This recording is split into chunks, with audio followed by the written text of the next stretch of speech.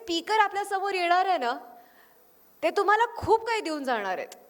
म्हणजे पुण्यावरून रुणवाल ग्रुप हे नाव आपल्या सगळ्यांचाच परिचयाचं आहे आणि रुणवाल ग्रुपचेच चेअरमॅन आणि managing director doctor Sanjay Runwal हे आजचे आपले कीनोट स्पीकर आपल्या समोर येणार आहेत. 2 दशकांपासून क्रीडाईसोबत ते कार्यरत आहेत आणि गेल्या 4 वर्षांपासून ते जॉईंट सेक्रेटरी म्हणून पण त्यांनी कारभार सांभाळलेला आहे. आज हे बहुआयामी व्यक्तिमत्व फक्त रिअल इस्टेट पुरता मर्यादित नाही, तर ते hospitality, training, mentoring, management speaker, educator, researcher, author असे अनेक रोल्स जे आहेत ते अगदी पूर्णपणे निभावतात. लर्न अर्न रिटर्न ही त्यांची साधी सरळ फिलॉसॉफी. म्हणजेच काय की जे काही प्रोफेशनल फीज ते कमावतात ते परत सामाजिक कार्यासाठीच वापरतात. फिरण्याची आवड असणारे आणि आपला रोजचा दिवस डॉक्युमेंट करणारे संजयजी यांचे 2 सुंदर कॉन्सेप्ट्स आहेत ज्या त्यांनी स्वतः डेव्हलप केल्या आहेत आयुष्याबद्दल. ते त्यांच्याबद्दलच आपण जास्त जाणून घेऊया. तर जोरदार टाळ्यांनी आज आपल्या स्वागत करूयात की नोट स्पीकरचं डॉक्टर संजयजी रुणवाल. सर्वप्रथम ब्रँडचे सर्व पदाधिकारी उपस्थित, इतका उशीर झालेला असला तरी इथली नाशिक या शहरातले सर्व audience, I am extremely grateful की इतका वेळ झालेला असला तरी सगळेजण आपण इथे उपस्थित आहात. एक इंटरेस्टिंग किस्सा सांगून मी या कार्यक्रमाची, माझ्या प्रेझेंटेशनची थोडी सुरुवात करतोय. एक्झॅक्टली 1 वर्ष 7/12/2022 ह्या दिवशी मला नाशिकहून एक फोन कॉल आला होता. 7/12/2022 आणि फोन करणारे इथेच समोर बसलेले आहेत नितीनजी जांगडा. यांचा मला कॉल होता की सर, एक्झॅक्टली 1 वर्षानंतर नाशिकमध्ये आम्ही प्राणचा एक कार्यक्रम घेतो आहोत. कार्यक्रम आहे 7/12 आणि त्या कार्यक्रमास कीनोट स्पीकर म्हणून आपण उपस्थित राहावं अशी आमची अपेक्षा आहे आणि आत्ताच तुमच्या डायरीमध्ये तुम्ही हे नोट करून घ्या. नक्कीच नितीनजी, मी तो नोट करून घेतला होता. पण आज कार्यक्रमाची एकंदरीत आपण जर वेळ जी झालेली हे लक्षात घेता, कीनोट स्पीकर म्हटलं की हा कमीत कमी 45 मिनिट बोलणार अशी एक भीती सर्वांच्या मनात आहे. ती भीती मी सर्वप्रथम तुमच्या मनातनं काढून टाकतो. अजिबात ती भीती ठेवू नका. टाळ्या पडल्या आहेत, खूप उत्कृष्ट. साधारण 5 ते 7 मिनिट बोलेन, चालेल का? Very good, thank you very much. म्हणजे इतके आभारी आपण आहात तर मग अजून काय, म्हणजे माझं काम पूर्ण. Very good. मित्रहो, गेले एक साधारण 90 मिनिट मी इथे बसलो आहे आणि अनेक वक्त्यांना नाशिकबद्दल बोलताना मी ऐकलं आहे. IT चे त्याच्यामध्ये प्रतिनिधी होते, एज्युकेशन डिपार्टमेंटचे प्रतिनिधी होते, इंजिनिअरिंग इंडस्ट्रीचे त्याच्यामध्ये प्रतिनिधी होते, शिवाय वाईन इंडस्ट्रीचे होळकर साहेब तिथे होते आणि असे अनेक जे, आणि एक आपले बिल्डर मित्र तेही त्याच सेशनमध्ये होते. सर्वांच्या बोलण्यामधनं एक नक्कीच येत होतं की आपल्याला मुंबई, पुणे यापेक्षा आता पुढे जायचं आहे. एक पुणेकर समोर बसून मी हे ऐकत होतो आणि काही हरकत नाही, अगदी बरोबर आहे. पण माझ्या मनात तेव्हा एक विचार आला की आपण इतका छोटा विचार का करावा. मी नेहमी वेगळ्या पद्धतीने विचार करतो की मुंबई, पुणे हेच आपलं लक्ष आहे का? आहे का? जगातले इतर काही आपल्यासमोर उदाहरण नाही आहेत का? माझा हा सिंपल प्रश्न आहे की आज महाराष्ट्रातलं किंबहुना आपण 3ऱ्या क्रमांकाचा शहर आपण आत्ता आहोतच. आता हा 3रा की 4था हा थोडासा वादग्रस्त प्रश्न असेल, पण माझ्या माहितीनुसार आपण 3ऱ्या क्रमांकावर महाराष्ट्रात आहोत. आणि खरं पाहिलं तर नाशिक नेक्स्ट हा मुद्दा आज मला इथे बसून तरी असं वाटलं की Nashik is already next.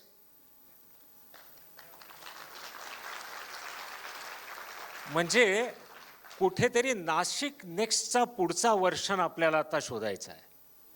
Nashik next, we are already there. And I am a very firm believer that, never try to imitate other cities. We always try to imitate. We will have to innovate. आपण फक्त जर imitate करत गेलो तर we will be a carbon copy of somebody. आपल्याला इतर शहरांची carbon copy, xerox copy, cyclostyle copy, काही माझे जे सिनियर मित्र असतील इथे त्यांना सायक्लोस्टाईल हा शब्द किंबहुना माहिती असेल, नवीन लोकांना हा शब्दही माहीत नसेल. थँक्यू. तर आपल्याला ती कॉपी व्हायची नाही आहे. आणि जसं इथे बसलेले सगळे जे इथले जे तुमचे इकॉनॉमिक ड्रायव्हर्स आजचे आहेत, wine industry, agri industry, defence sector, education sector, त्यानंतर तुमचा इथे कदाचित maybe it is the engineering industry, असे जे तुमचे ऑलरेडी एस्टॅब्लिश सेक्टर्स आहेत, these have already taken Nashik to the next level. But if we want to take Nashik beyond this level,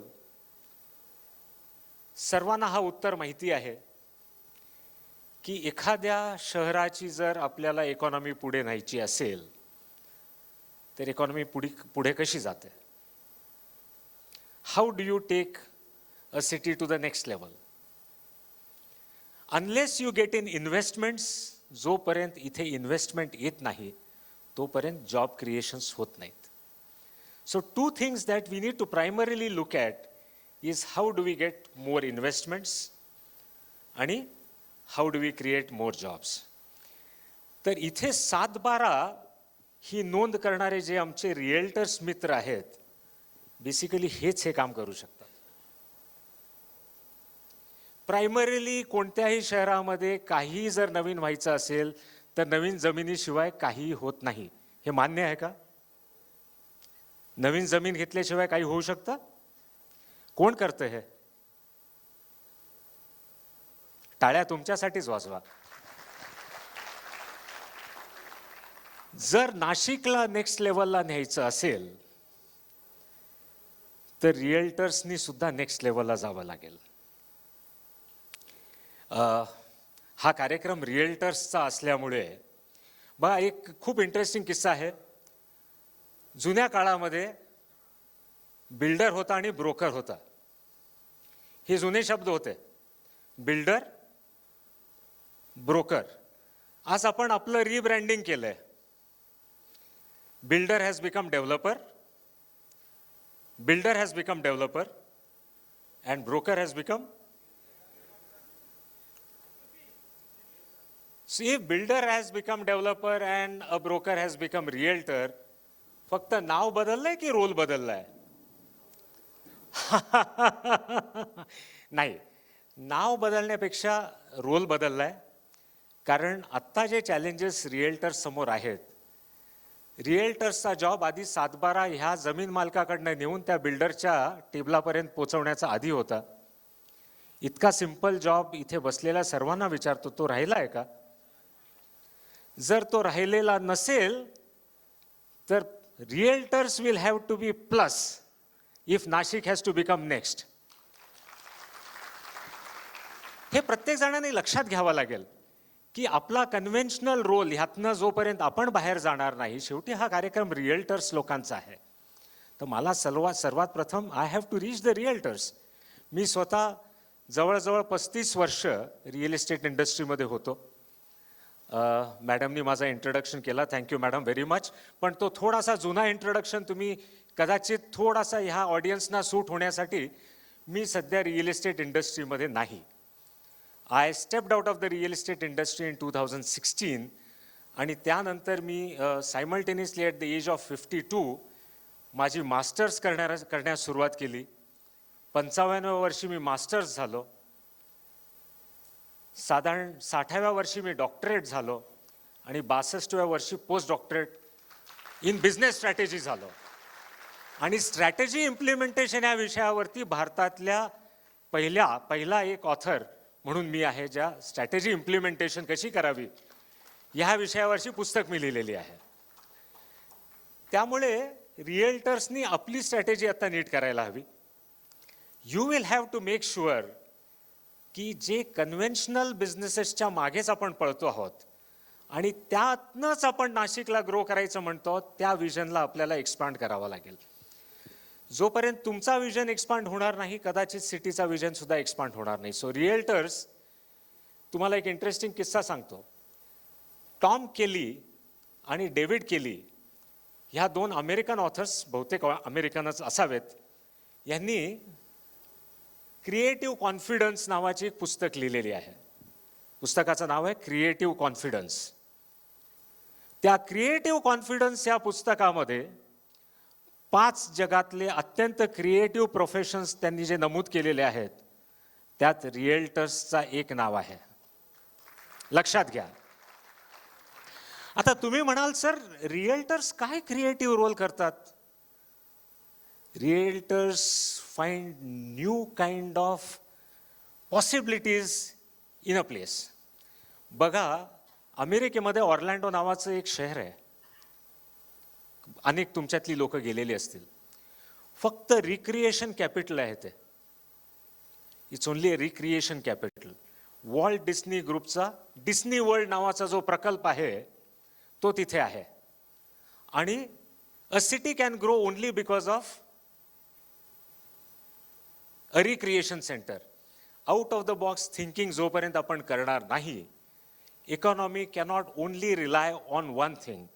Holkar sir इथे होते, त्यांचं म्हणणं मी अगदी मान्य करतो.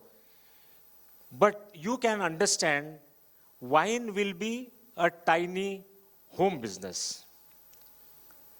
त्यातनं कुंभमेळा जो नाशिककडे आहे तो जगामध्ये इतरकडे नाही. सो पिलिग्रिमेज सेंटर ही जी इकॉनॉमी आहे, you are blessed with that. म्हणजे ही ब्लेसिंग कोणत्याही कॉम्पिटेटिव्ह शहराकडे नाही. ही फक्त भारतातल्या 4च ठिकाणी आहे. उज्जैन, प्रयागराज, हरिद्वार आणि नाशिक. आणि गोदावरीच्या तटावर वसलेलं हे आपलं नाशिक शहर, हे जर ह्या इकॉनॉमीला 2027ला आपलं पुढचं कुंभ येणार आहे. It's a huge economy. आणि त्यामुळे गव्हर्नमेंट इन्फ्रास्ट्रक्चरचं स्पेंडिंग भरपूर करते नाशिकवर. कदाचित सरकारची मेहरबानी असण्याचे अनेक कारणं आहेत. त्यातला एक महत्त्वपूर्ण कारण हा कुंभमेळा आहे.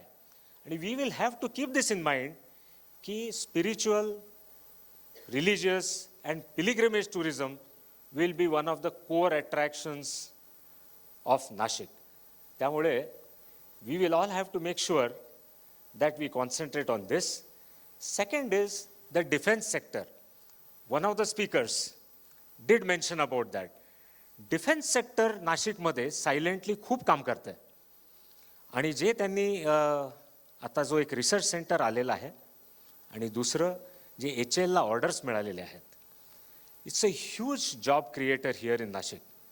तर त्यामुळे this is going to be a game changer. माझ्या हिशोबाने defence industry is also going to be a major game changer. जसे गव्हर्नमेंटचे मोठे मोठे BHEL किंवा इतर जे संस्था अशा इन्स्टिट्यूशन्स आल्या, तर तिथे टाउनशिप्स उभ्या राहिल्या. So Nashik will definitely see a game changing through defence.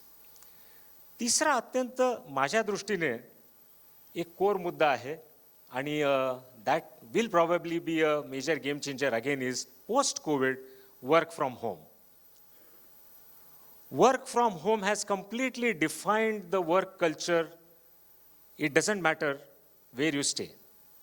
One of the speakers very rightly said, now I work for TCS.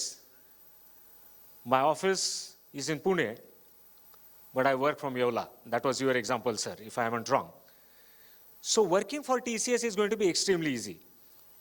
नाशिकच्या सर्वात मोठ्या ज्या काही आपण प्लस स्ट्रेंथ्स म्हणूया, त्या स्ट्रेंथ्स आहेत basically a very green environment, easy commuting ज्याच्यामध्ये वेळ खूप जास्त जात नाही.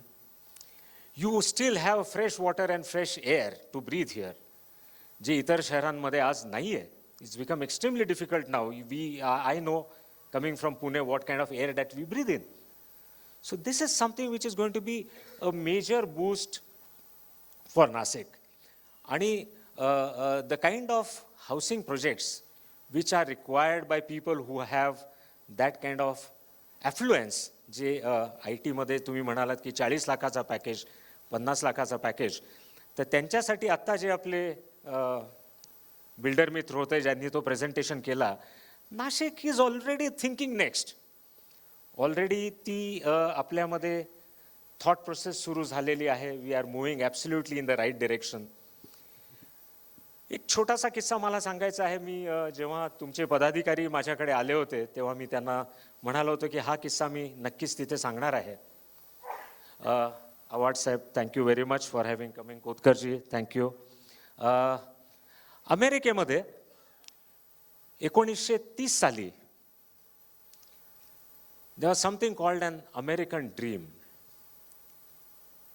इतिहास ज्यांनी वाचलंय त्यांना अनेकांना ही गोष्ट माहिती असेल की अमेरिकन ड्रीम म्हणजे तिथे Afro Americans, euro Americans, blanks, whites हा सगळा वेगवेगळा तिथे जो भेदभाव होता, अमेरिकेत आता हा भेदभाव संपणार, प्रत्येकजण एक समान अधिकाराने इथे राहू शकणार, ही संकल्पना तिथे 1930 साली आली होती.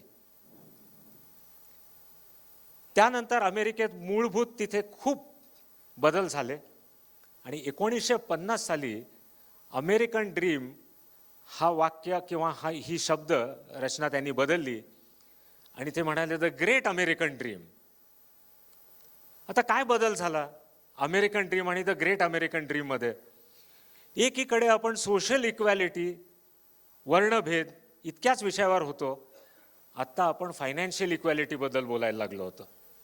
The great American dream was every father believed that his son would rise in a more prosperous America.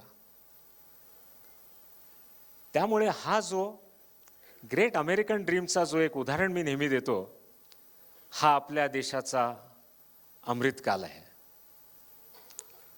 मी राजकीय स्टेटमेंट करत नाही, खूप जबाबदारीने मी हा वाक्य बोलतो आहे की 2022 पासून 2047चा हा जो काल आहे याला आपण अमृत काल म्हणतो, तसा नाशिकचा हा सुवर्ण युग आहे. लेट ईच नाशिककर अंडरस्टँड की खरं नाशिक नेक्स्टचा अर्थ माहिती आहे का? पुढे काय होणार नाही. आपण आज एक स्टेटमेंट केलेली आहे, अगली बार अब नाशिक की ही बारी है. So this is a statement that you have made with responsibility. त्यामुळे नाशिक नेक्स्टचा अर्थ आम्हाला पुढे कुठे जायचं हे आज मला वाटत नाहीये. आत्ता जो नंबर आहे तो नेक्स्ट आमचाच आहे, ही तुम्ही खात्रीशीर आज मनाने पटवून घेतलेली एक ही तुमच्या कॉन्फिडन्सची स्टेटमेंट आहे असं मला वाटतं. सो फ्रेंड्स, वेळ खूप झालेला आहे. एक लांबलचक स्पीच देण्याची ही वेळ अजिबातच नाही आहे. 10 वाजून ऑलमोस्ट 7 मिनटं 8 मिनटं झालेली आहेत. अनेक मंडळी आता त्या म्हणाल्या की आपण जेवणासाठीच फक्त लग्नाला येतो का, पण जेवण पण गरजेचं असतं आणि तेही वेळेला गरजेचं असतं. त्यामुळे फक्त हा कॉन्फिडन्स प्रत्येकाच्या मनात मी देऊ इच्छितो की नाशिकचं भविष्य खूप उज्ज्वल आहे, पण ज्या चुका इतर शहरांनी केलेल्या आहेत त्याच करत राहिलात तर आपणही त्याच मार्गाने जाऊ. गव्हर्नमेंट, पॉलिटिशियन्स यांनी काय करावं हे मी कधीच बोलत नाही, कारण तो चॅप्टरच वेगळा आहे. पण आपण काय करू शकतो? जॉन एफ केनेडी नावाचे अमेरिकन प्रेसिडेंट होते 35वे. ते म्हणाले, ask not what the country can do for you, ask not what the country can do for you, ask what you can do for the country. आज आपल्याला सरकारला हे नाही विचारायचं आहे की तुम्ही आमच्यासाठी काय करणार आहात. समन्वय समिती जी कदाचित होळकरजी बोलले होते की एक कोऑर्डिनेशन कमिटी आपल्यात झाली पाहिजे, नाशिक नेक्स्ट कोऑर्डिनेशन कमिटी. तुमचा विजन सेट करा. नाशिकने आपला विजन स्वतः सेट करायला हवा की आम्हाला नाशिकला पुढच्या 5 वर्षात 10 वर्षात नेमकं कुठे न्यायचं आहे.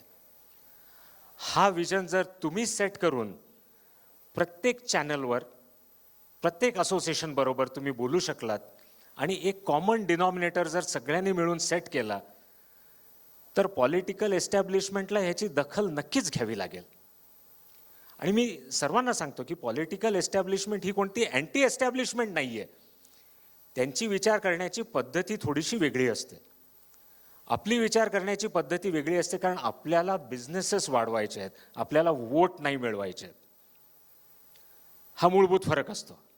So somebody wants more votes and somebody wants more business. So त्या दोघांमधला काहीतरी आपल्याला समन्वय साधायचा आहे. आणि we have to make sure की एक कोऑर्डिनेटेड एफर्ट करून नाशिक नेक्स्ट और नाशिक सुपर नेक्स्ट हा फॉर्म्युला आज आपल्याला सेट करायचा आहे. तो विजन जर आपण लोकांना दाखवू शकलो की this is what we look for Nashik, investment is for sure going to come in to Nashik. कारण मी 100% अगदी जबाबदारीने सांगतो, लोक आता इतरकडे कंटाळलेली आहेत, हे सत्य आहे. पण ह्याबरोबर एक गोष्ट ही लक्षात घ्या की कंटाळली कशातनं आहेत की मुंबई पुणे हे 2 एक्झाम्पल देऊन कंटाळलेली आहेत. पण आपल्या ह्याच नाशिकच्या लेवलला म्हैसूर आहे, वडोदरा आहे, इतरही प्रांतांमधले इतर शहर आहेत जे त्याच लेवलला आहेत. तेही आपल्याबरोबर कॉम्पीट करतायत, हे विसरू नका. सारखं विजन सेट करताना don't compare yourself only with Mumbai and Pune. That is going to be one of the biggest mistakes. That is going to be a big mistake. आपले कॉम्पिटिटर्स महाराष्ट्रात बसलेले किंबहुना नाही आहेत. आपले कॉम्पिटिटर्स इतर राज्यांमध्ये बसलेले आहेत आणि त्यांना नाशिकमध्ये येण्यास काय इंटरेस्ट असावा. एक छोटीशी स्टोरी सांगून मी हे एक उदाहरण देऊन संपवतोय. 2000 साली किंवा 1999 हा पुण्याच्या ग्रोथ स्टोरीमध्ये एक माइलस्टोन इयर होता. 1999-2000. मी त्याचं कारण सांगतो तुम्हाला. जेव्हा नारायण मूर्ती बेंगलोर शिवाय आपल्याला पुढची कॅम्पसेस आता एस्टॅब्लिश करायचे आहेत हा जेव्हा विचार करत होते, तेव्हा त्यांच्यासमोर अनेक शहरं होती. मूर्ती साहेबांचा एक नॅचरल थोडासा इन्क्लिनेशन होता की सुधा मूर्ती आणि नारायण मूर्ती हे दोघं एकत्र पुण्यात शिकत होते. So they had a natural affinity towards Pune. पण मी इन्फोसिसच्या एका अत्यंत सिनियर ऑफिशियलच्या तोंडनं जे ऐकलेलं आहे ते मी तुम्हाला सांगतोय. Why Narayana Murthy chose to have a campus in Pune, and this will give you a reply why and how will Nashik grow. आपण म्हणालो की IT इथे इतकंसं अजून आलेलं नाही आहे. So probably this will resolve that issue. मूर्ती साहेब म्हणाले की माझ्या इथे तरुण मुलं येतात, हे ॲस्पिरेशनल असतात सगळे, यांचे खूप ॲस्पिरेशन्स असतात, हे जग पाहून इथे येतात. पण एक अत्यंत महत्त्वाचा मुद्दा त्यांनी जो विचारात घेतला होता की where can I give people easy commute. इथनं तिथे जाणं हे अत्यंत सोपं आहे. Good education for their children, good medical facilities for the family, and good place to stay for that entire family unit. तर त्यांचा एक महत्त्वाचा क्रायटेरिया होता. Pune in 1999-2000 was a very affordable city. It was a very affordable city. नवीन आलेला तो employee पुण्यामध्ये सहजरित्या 1750-2000 ह्या रेटमध्ये फ्लॅट घेऊ शकत होता. I am talking about the outskirts of Pune 1999-2000. If we make our city unaffordable, somebody else will definitely capture the market. हे लक्षात ठेवा. You will have to keep your city affordable. जेव्हा मार्केट वाढतो तेव्हा प्रत्येकाला मनात असं वाटतं की बाबा जास्तीत जास्त ह्या वेळेतच आपण आपल्या प्रॉफिट्स मॅक्झिमाइज करूया. पण लॉंग रनमध्ये क्रीडाईचे माजी नॅशनलचे अध्यक्ष सतीशजी मगरांचा हा शब्द आहे, you know, don't cut the geese which lays the golden eggs. Let that egg come day by day rather than kill the geese and say, let me get all the eggs at one time. तसं होत नाही. So please make sure that you don't take your rates to a very unaffordable level. इथे builder कम्युनिटीतलेही अनेक लोक असतील this is my message and my request that please consider की नाशिकला जर आपल्याला खरोखरच त्या रोडमॅपवर न्यायचं असेल तर keep Nashik within the range, keep it affordable. Banks like HDFC are always there to support, there's no doubt about it. But the economics behind that support, you will have to work out. They'll give you a loan even if you sell at 5,500. They'll give you a loan even if you sell at 3,500. पण हा आपण विचार करायला हवा. एक second मुद्दा आहे की सिटीज जेव्हा ग्रो होतात तेव्हा ते हळूहळू कोलॅप्स व्हायला लागतात. कारण भारतामध्ये infrastructure follows the development. Infrastructure follows the development. Development खूप कुठे पुढे निघून गेलेली असते, इन्फ्रास्ट्रक्चर खूप मागे राहतं. नाशिकच्या बाबतीत अजून तरी तसं झालेलं नाहीये. Hope you all agree with this. नाशिकच्या बाबतीत अजून तसं झालेलं नाहीये. We have development and infrastructure which are balanced. हा balance maintain करा. See, everybody has a urge to take the city to the next level.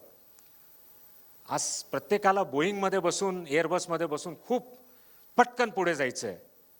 पण लक्षात ठेवा, these very things will kill the city of Nashik. Don't go beyond a certain reasonable speed. Set the right speed. Speed जर तुम्ही बरोबर set केलात आणि simultaneously if you have a constant dialogue with your policy makers, city planners, environmentalist, NGOs to also keep them in good chair. कारण नाहीतर तो एक वेगळा मुद्दा असतो. So keep everybody in the good chair, but be sure that the development goes hand to hand with the infrastructure. ह्या दोन्ही गोष्टी जर आपण बॅलन्स करू शकलो तर आय एम शुअर. आपण एक कोणीतरी एक पोस्ट टाकलेली मी पाहिली की world's 16th fastest growing city. कोणी हे पाहिलंय का नाशिकच्या बाबतीत? Somebody must have read this because I read it on one of the websites put by one of your developer friends. 16th fastest growing city. आता हा कोणत्या मापदंडाने त्यांनी हा नंबर दिलेला आहे मला माहीत नाही. पण त्याच पोस्टच्या खाली एकाने कॉमेंट टाकलेला होता की probably it only means in terms of the population rise. Infrastructure and development will still have to go up. The biggest role now will be the realtors who will have to make sure that in the changed scenario, responsibly work kara.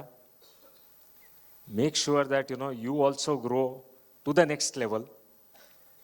Do a work in a more ethical, more transparent, absolutely a more ethical and more transparent and a more knowledgeable way. शेवटी प्राणसारखी ही संस्था आहे कशाला की builders आणि developers बरोबर जेव्हा तुम्ही काम करता, you should be sufficiently knowledgeable, you should be sufficiently well equipped, whether it is income tax laws, GST laws, RERA laws, I would also say FDI laws, maybe even equity participation norms, RERA norms. ह्या सगळ्या गोष्टींमध्ये तुमच्यासारखी जी संस्था आहे, you are making sure की this education is going on for all. So सर्वांना compliments, प्राणच्या सर्व सभासदांना, सर्व अधिकाऱ्यांना, तुमचे जे काही ऑफिस बेरर्स आहेत सर्वांना माय सिन्सिअर कॉम्प्लिमेंट्स. अशा प्रकारचे हे जे कन्व्हेन्शन्स तुम्ही आज भरवत आहात यामध्ये नॉलेज शेअरिंग खूप काही होतं आहे. खूप बोलायला आवडलं असतं पण कहते ना समय की नजाकत को समझो, अगर समय की नजाकत को नहीं समझोगे तो समय आपको बर्बाद कर देगा. तर वेळेचा भान, वेळेची मर्यादा ठेवून मी माझं जे काही नाही, I think we will close. I am open to come any time again to Nashik. पण कसं आहे माहिती आहे का, मी क्रिकेटचा नेहमी उदाहरण देतो. एक असतं की सेंचुरी मारून आपण रिटायरमेंट घ्यावी किंवा 50दा 0-0-0 गेल्यानंतर सिलेक्टर्सनी आपल्याला बाहेर पाठवावं. तर पहिला रूट घेऊया आपण. हां, म्हणजे सातत्याने म्हणजे मागे बसलेल्यांनी शेवटी आता खुर्ची सोडून जाण्यापेक्षा आपण वेळेत आपला विषय इथे थांबूया आणि वी विल क्लोज. आणि of course yes, Pune is not very far, I can always be with you. आजचा कार्यक्रम लांबलेला आहे आणि आय शुड ऑल्सो अंडरस्टँड की ते मला म्हणाले होते की सर 60 नाही 90 मिनिट बोला. मग त्याच शब्दाला धरून जर मी आज इथे थांबलो तर कदाचित 25व्या मिनिटाला इथे 5 लोक सुद्धा दिसणार नाहीत. त्यामुळे आपण तसं नको करायला. So thank you very much. It's a pleasure being with all of you. Thank you.